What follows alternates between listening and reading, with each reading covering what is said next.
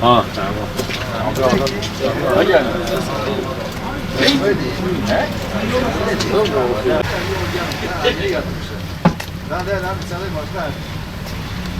Abi her şey mahvoldu.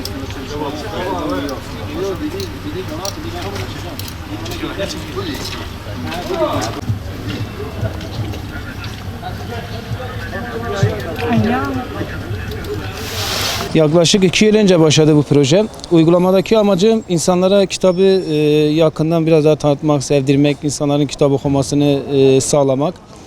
Hani amacım insanlarımız bir nebze de olsa kitaba olan ilgisi, bu coğrafyanın biliyorsunuz pek fazla okumaya ilgisi yok ama hani imkanlar dahilinde.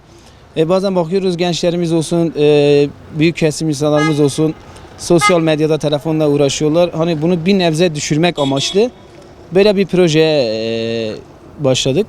İyi karşılıyorlar genelde. Ha tepkiler de şöyle, işte hani ayaktayız nasıl okuyacağız gibisinden. Ben de onlara cevaben ayakta telefona bakmasını biliyorsunuz. Kitap okuması da aynı şey.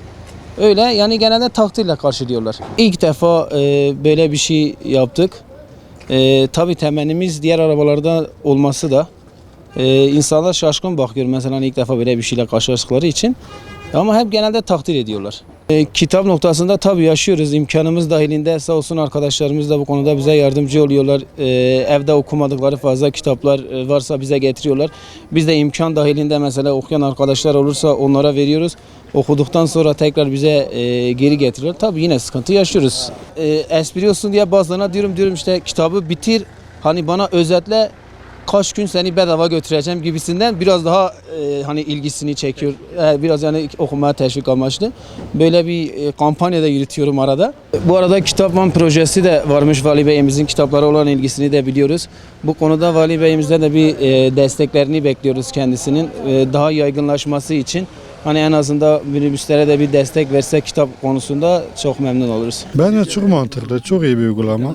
Araba binip telefonla konuşup milleti rahatsız etmektense kitap okumayı tercih ederim. Çok iyi bir uygulama. Şoför arkadaşımıza da teşekkür ederiz böyle bir uygulama yaptığı için. Çok mantıklı olur, çok da seviniriz. Yani hem millet olarak yolcu tarafından daha güzel olur. Daha iyi bir uygulama olur.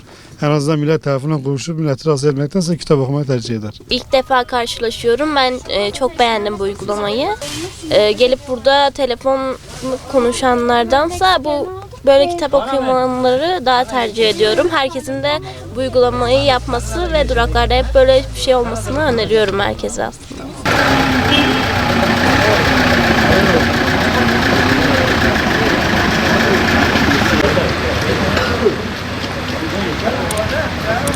Ya bak,